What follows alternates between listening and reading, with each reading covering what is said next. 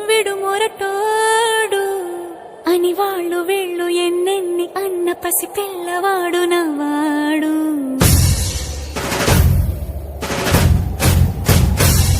విడుముండోడు అని ఊరు వాడ అనుకున్న గాని మహారాజు నాకు నవ్వాడు.